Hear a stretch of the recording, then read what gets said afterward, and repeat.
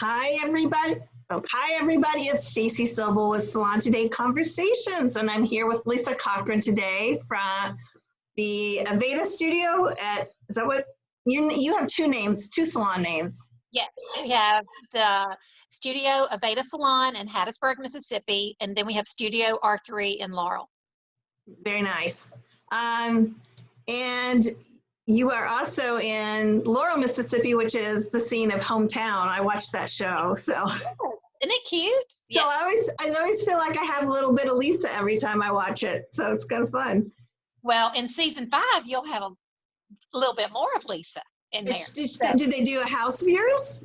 We're getting ready to. We signed our contract. So anyway, just stay tuned. Oh, I'm very excited. Now I'm very excited. That's great. Yeah.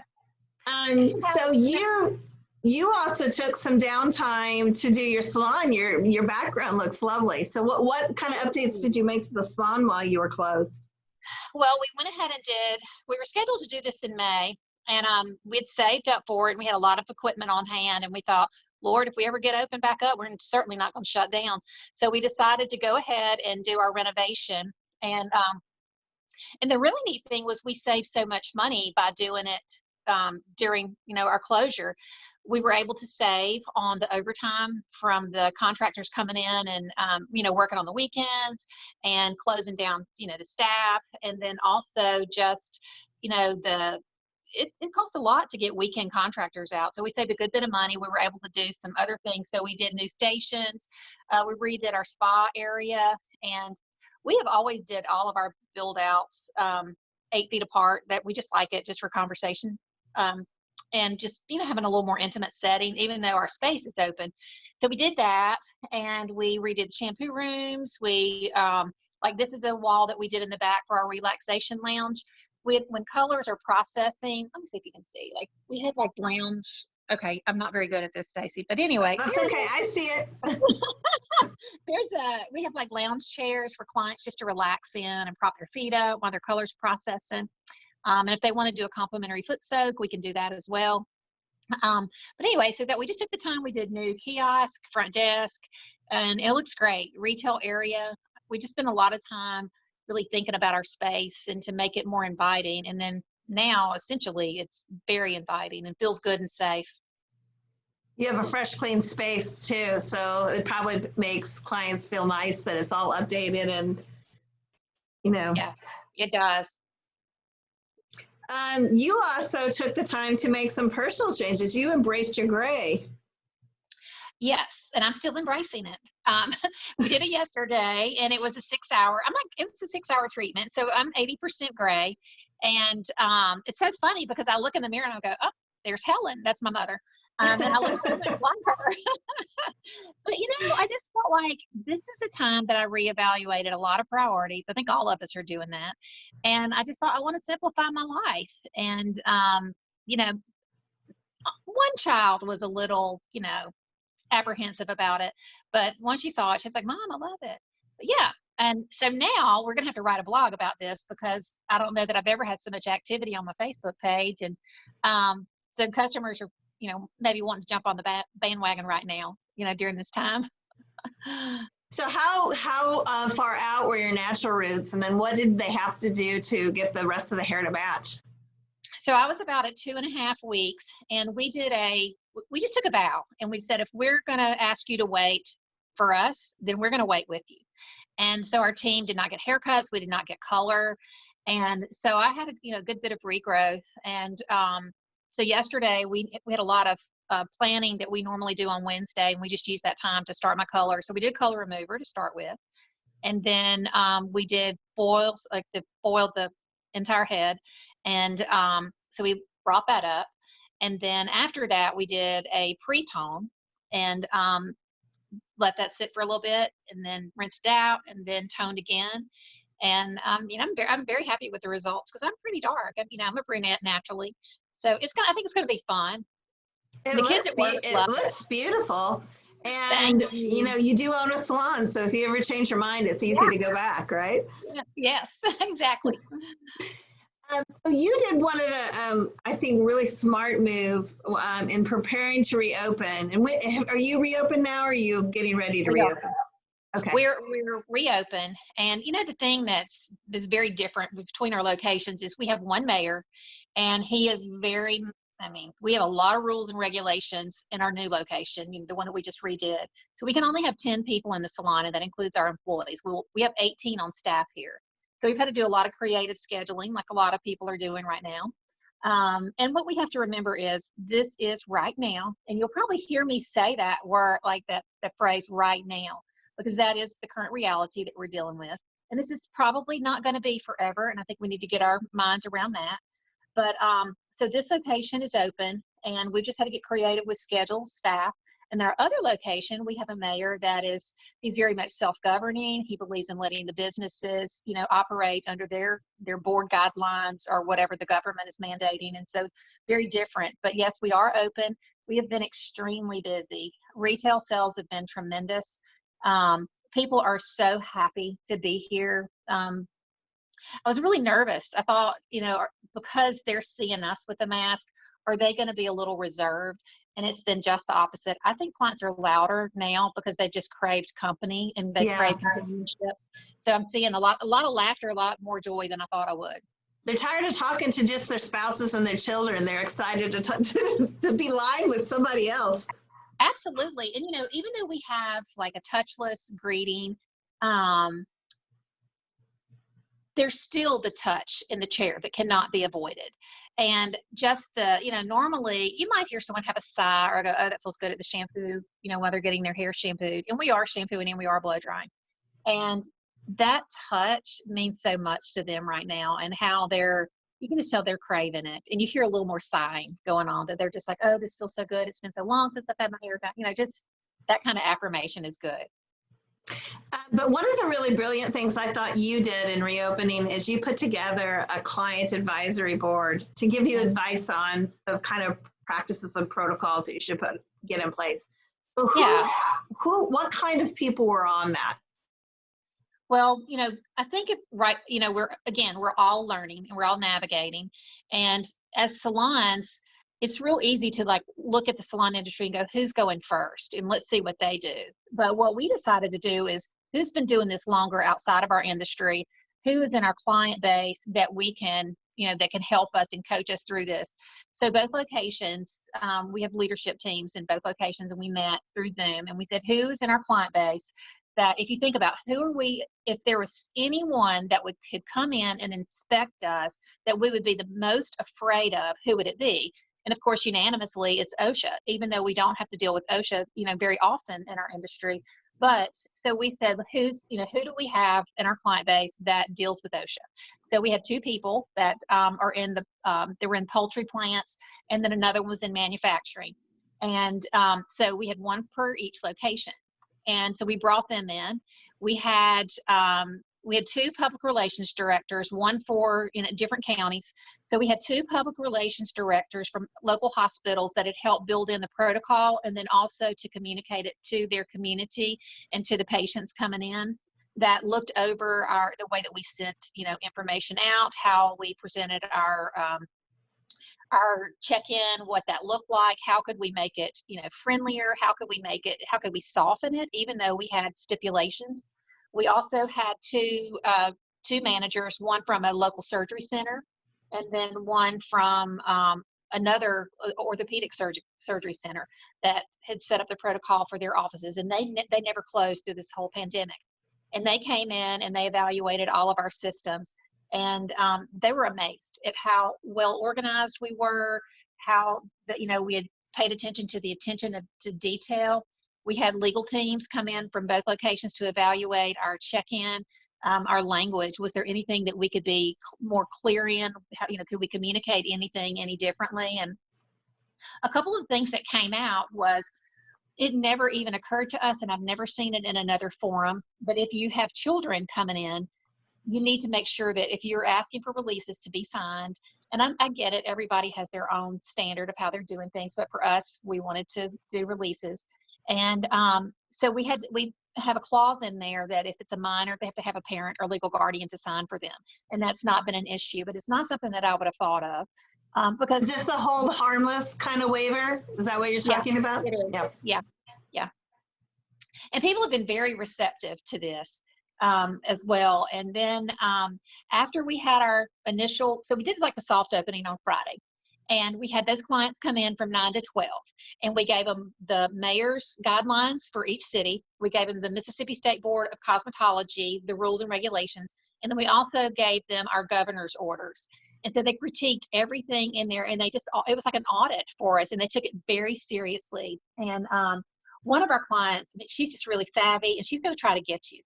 And so she came in, she had a purse, and she had a newspaper, because they're not supposed to bring those things in. That's our state law right now.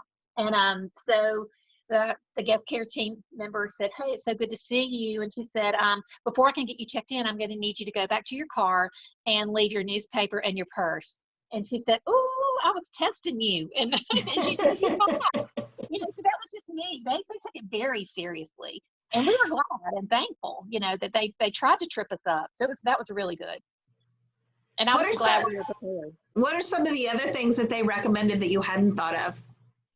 Well, we had 3 central stations for hand sanitizer. And they were well, you were able to see them, and they were, well displayed. But they said, because there is, people are in the habit right now of sanitizing their hands, they recommended, let's put one on every station. And so that was one of the things that we did, was for each location, we put hand sanitizers on each station.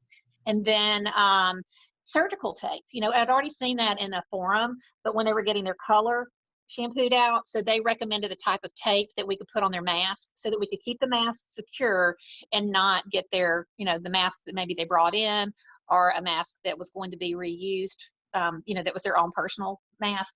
So we did the surgical tape, and that was good. And they told us the right kind to get. It was like a sports tape that wouldn't pull the skin, and it was a type of tape that could be, if you're used to changing bandages quickly, you don't want anything that's going to stick. Right. So that worked really well. And they just gave us some tips on how to apply it. And then another thing I thought was interesting was how we checked in. So my mind was, let's take your temperature first. And if you got a temperature, we don't have to go through all the other protocol. Well, what they saw was sanitize first, then take the temperature. So that was a step, we changed the order of our steps. And I thought that was really good. And it made sense once they explained it.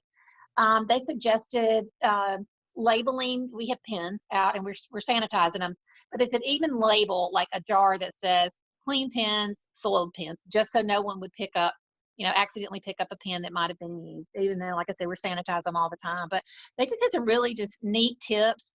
And then they just wrote everything out for us. And it gave me a sense of security, and it really did a lot for our staff. And after we met and did their hair, we had a huddle, and we brought, with those that had serviced the guests that morning, we went over the new protocol, put systems in place. And one of the things we've had to say is there is a sense of urgency right now in communication. Like, this isn't something we're going to sit on a day, because things are changing so quickly, and we are pivoting right now. One foot planted in values, the other foot is going to be pivoting and moving around. So we had the whole entire team come in, and we had the mayor give us an exemption so that we could bring our whole team in for COVID training that afternoon. And we went through all the protocols and all the suggestions, certified all of our team that afternoon. You're freezing up on a little bit on us. There we go. Secure. Sorry, good. But anyway, our whole team felt very secure after going through the protocol. I love that. So did you give the people on the advisory council services in exchange for their advice? Is that what? Yes, we did. And we said, if you want to leave a gratuity, that's fine. But this is in exchange for your knowledge. Your wisdom. We handpicked you, and your wisdom, your knowledge. We handpicked you because, number one, we know that you love us, and you give us feedback even when we're not in a situation like this. But you've been a long time, and we value that relationship. And, that's one of our core values is is family, relationships, and integrity. And so I think that's what they did. But I did make a mistake that I want to share with y'all in my communication. And so just, it was very innocent, and I corrected it quickly. And that's the thing, guys. I mean, remember that word pivot right now, because you are going to make some mistakes, and I think that you need to own it. One of the things that I did when I sent out our opening email and our opening like Facebook of, and I did start it off saying, let me be clear, because normally, this is my normal voice. I'm pretty, kind of animated, and I'm pretty easygoing, but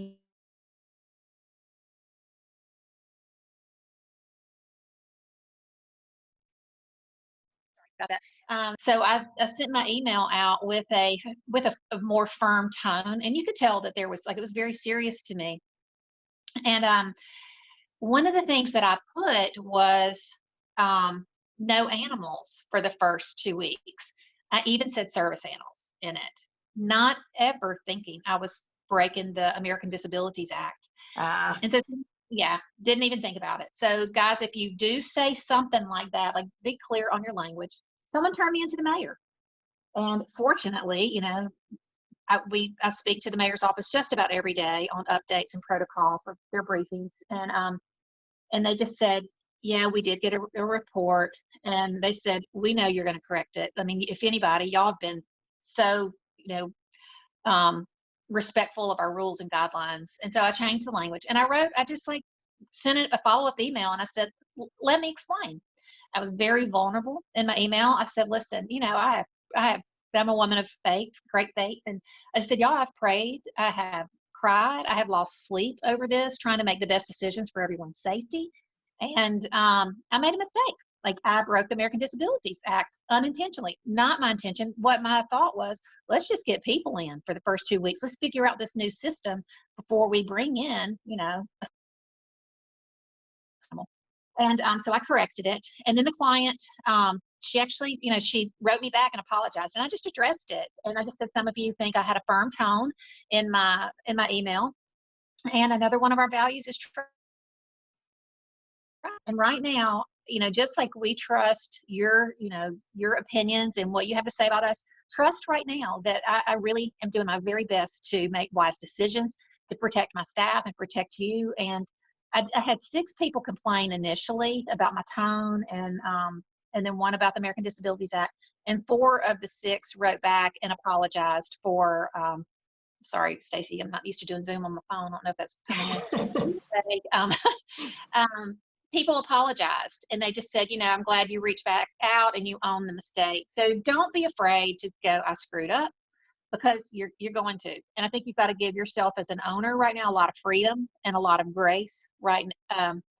These are hard times. We've never walked through anything like this before. And if you screw up, own it, apologize, roll on, and just, dust it off and do the next right thing. You just kind of stumbled on one of my guiding principles for life. I mean, I've always felt that if either you made a mistake or someone on your team makes a mistake, it diffuses the situation so much faster if you just own it and say, I was wrong and I'm sorry and I'm going to make the step to correct it, rather than try to make up an excuse or hide it or whatever else. I mean, that's just kind of something I've always lived my life at. And, you don't see many people in politics learning that lesson, but. Or no, you don't. But I think that's so wise that you you took the feedback, and instead of getting defensive about it, you recognized it, you pivoted, you changed, and you corrected it. And then, people love you all the more for that. They did. And what I didn't expect was when I sent the second email that said, let me explain. And I just shared, my feelings. I really was very vulnerable. And I could not believe, it was like the troops rallied, because, they love us, and, we're very vital in both communities. I couldn't believe all the reviews and all the encouraging emails that came back to me personally to go, I know this is hard. We noticed that wasn't your normal time, but this is not a normal time. And it gave Right. me confidence that you're taking this so seriously. So that was very affirming. So for, the few negative things that that people did say, there was a bazillion more. And that's what we have to really think about, during these times of uncertainty is, someone's going to get pissed off. There's going to be the Karens that come in and, try to come in without their mask or whatever it is. But that is 1 out of 100. And don't let that one steal your joy, ruin your day. I mean, rock on. We're going to have to roll off and keep going, because right now our industry more than ever is a place of encouragement, a place where people need a lot of love, and they're craving it. There's so many people are lonely right now, and we just can't let the crazies, I can't remember who says it, might have been Big Edwin Neal, like, don't create a policy for 3% are crazy. Like, I remember that from, like, and I've done hair this is like my 38th year, I think. Yeah. But don't go create a policy for 3% that may disagree with you. There are a lot more people that are on your that are your raving fans. Well, and think about it in the mask situation. If you have someone come in and they don't want to wear a mask, there are 20 other people sitting in your salon watching how you're handling that situation and not saying a thing. But when you make them uphold that policy and you say, "Oh, sorry, we can't. If you can't wear the mask, then we can't do your hair." Right. 20 other people are like cheering you on silently because you did the right thing. Yeah. We haven't had anyone personally object to the mask. Now, today was the first time we've ever had to go into, or I went into detail because we did implement a COVID charge, and we're not skirting the issue. We have, we're communicating it 4 ways through scripting on the phone. We have a sign, we've done an email, we've done social media. So we're doing everything that we can to communicate our policies and how we're handling this. And we did a COVID $10 charge. And, some people I think that's the highest one that I've seen out there. And I'm not sure if we will keep it or if we will just eventually do a price increase, but I will never apologize for running a profitable business, because most people that know my story know how we almost lost everything years and years ago, back, 06, 07. So I'm never going to apologize for knowing my numbers. And right now, numbers tell stories. And as owners, we've got to listen to those numbers. My cost per hour tells me I cannot operate at the number that I was operating before. So I have those charges in place. And, we've been down almost 9 weeks.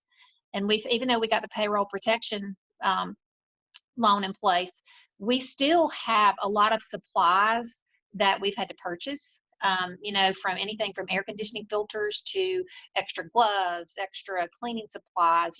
Our normal cost of operations is a lot higher right now. And I think those are things that I've seen. And let me explain why. My stylists they're not booth rental, they're not commission. We're a team-based, employee-based company, and I provide health insurance. I provide 401k, and we have 6 weeks paid maternity leave. We have education. And so I just went through our benefits, and I said, right now our company's been down for almost 9 weeks, and this is a cost of these extra supplies and just a cost of doing business. And I'm not sure if it'll stay or if we'll just be an overall price increase.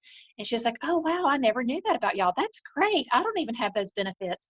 So just not skirting the issue, not being afraid of having a fierce conversation or a serious conversation, just to let the clients know why you've had that increase. And but we're not backing down on it. It's non-negotiable, and that is even in our check-in. It's non-negotiable. And I did have some pushback from my staff. Their concern was, will a man object to that? Maybe we should lower it. And if our prices are the same from male to female, then that's a discrimination issue. And so that you've got to charge them the same. It is $10 per visit. And we have not had that. Today was the only time someone questioned it. We've had no issue with it at all. So if you're on the fence, trying to decide, I would encourage you right now, because your business needs to be profitable to get through these times. And it's okay if there's no need to apologize for being profitable. I love that. Well, Lisa, thank you so much. Lots of love out to you. And it's always so good to see you. Always so good to see you. Good, loved hearing good things. Oh, I did want to ask you one other thing. So you did have a sense of humor through some of this, because I remember you did a post on Facebook about what somebody offered you to do a haircut while you were closed. Yes. And you were collecting stories about the most unusual requests people got. Was it landscaping my It yard? was landscaping. Yep. Somebody said that they would landscape your yard if you gave them a haircut. Okay, if you're in my inner circle and you know me, that's a hard one, because I always say I have achieved every goal in my life except yard of the month. And that's a joke, because I'm never going to put that much work in to win yard of the month. But if you're Southerner, it's a big deal to win yard of the month. So when someone said, "I'll landscape your yard," I was like, You were tempted. You were tempted. yes, I was tempted. Well, thanks for sharing that. Thanks for sharing your fierceness and your humor. I really appreciate it. I love you, Stacey. Thank you so much for all you do. Thank you. Take care. All right. Okay, bye.